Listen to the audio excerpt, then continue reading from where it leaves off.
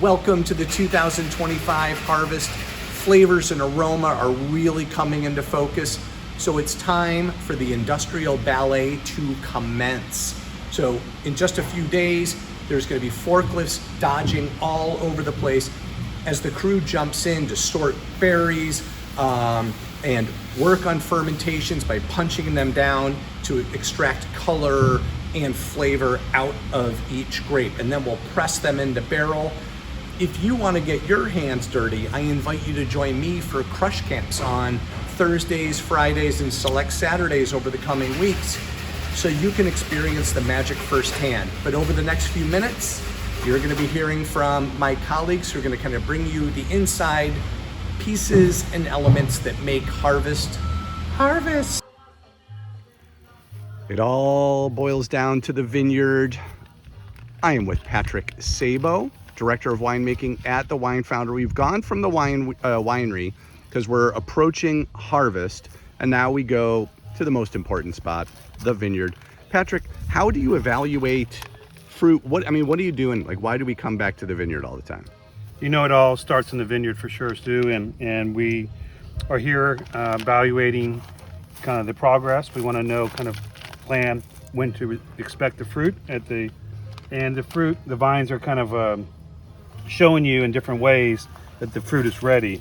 And the goal of the vine is to ripen the seeds. You know, our goal is to get the fruit ripe, but the goal of the vine is to get the seeds ripe so they can repopulate the world with more Merlot. And so the vine waits until the seeds are ripened and to be able to make the fruit attractive to us. And so they start to develop sugar around the seeds, and then once they are completely ripe, start to send signals of the yellowing of the leaves in the fruit zone, and kind of letting all the animals know that these seeds are ready to be picked. And then how do you determine, like, what's your methodology in the vineyard to determine how to evaluate fruit? So we have to take a representative sample of what we have. And so what we need to do is we need to take a random cluster sample, which we'll walk the rows, and we'll take a number of clusters, and we'll go back and we'll crush them up, and we'll take the juice and analyze it for acid and sugars, amongst other things. Primarily, it's primarily an acid-sugar combination, determination of when the right combination of sugar and acid is. So right now, the fruit's still very acidic, and the sugars are accumulating, but the acid's still there. So we're waiting till the acidity to drop down to the right level and the sugars to go up to the right level, and then we're going to pick it at that perfect moment in time. So we have to evaluate it regularly to make sure that we are staying on top of the progress and kind of planning things accordingly. So we're here taking a look. I'm going to walk the rows and take some more samples, and then we'll go back to the winery, and then we'll taste the juice, and then look at the calendar, look at the weather, and then start planning our plan. So looking forward to excellent vintage 2025. Thanks, Patrick. Hey there, Stu was just in the vineyard. He brought out some samples. These are cluster samples. So we are going to go ahead and crush all the sample, including every little berry, so we get a good composite. Then we're gonna centrifuge it to get the dirt and the thicker pulp out of the tube. And then we're gonna run it on our wine scan under the must analysis, so we can get a Brix, pH, TA, yeast available nitrogen, malic acid, and other stuff that's useful for us to cold the picks. That will combine that information, obviously, with flavor, which is, at the end of the day, the most important thing.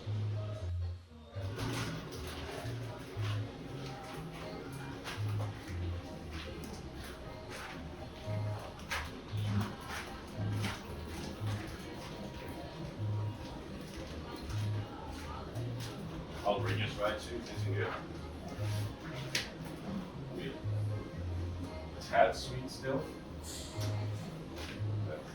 Hey, it's Rob from the Wine Foundry. I'm here with Jose, our enologist. We're going to talk about Brix and Temp. We're starting to get fruit in, so we need to talk about how we do this part of harvest. Here we go. Can you tell us why we do Brix and Temp? Yes, of course. So initially we have a Brix reading when the grapes come in, and so that's important for two main reasons. One is that that's going to be the food available for the yeast, so that way they can feed off and produce ethanol and CO2.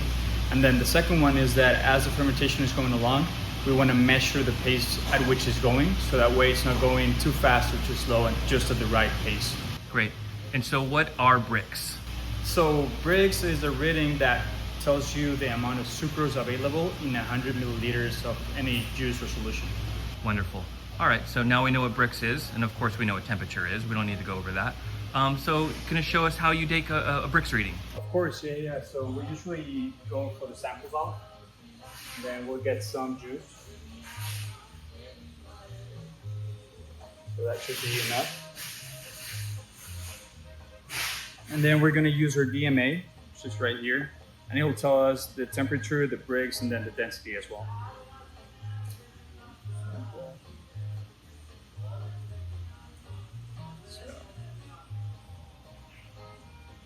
Go, you can see 1.7 in temp right there.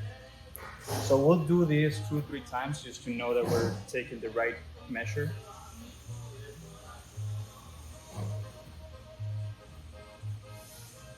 So you can see 1.7, that's good. And so Jose, the 1.7, what is that telling us where the wine is at in its process of fermentation? So usually we get grapes around 26 all the way to like 22. And so it being at 1, it means that it's almost done fermenting. It will go negative once the alcohol is too big. The density tends to be less than water, and so we'll give a negative reading. And then once we get a negative reading consecutive, like 2 or 3 days in a row, we'll measure it on the fuzz, so that way we know that it's 100% dry, and that's when the fermentation ends. And so once it's dried, do we stop doing Brix and Temp, or what do we do after that? So after that, we can sulfur it just to make sure that the wine is stable and good to go. We usually take it to drums. So we'll rack it, we'll take off the leaves, and then we'll put it to drums, and then that way we can let it start aging in barrels. Great. All right. Thanks, Jose. Yeah, happy to. Hello, Jenny Doll here. If you have a barrel of the following fruit, it's been harvested. It's time to get your label started. Albariño from Lodi. Lodi Rosé. Sauvignon Blanc from Napa Valley. Pinot Noir from Bacigalupi Vineyard in the Russian River Valley. All right, so that's what's going on with harvest. We got a bunch more grapes coming in over the next month. I'll be reaching out about labels. So come to Crushcamp, make a barrel, and thanks for watching.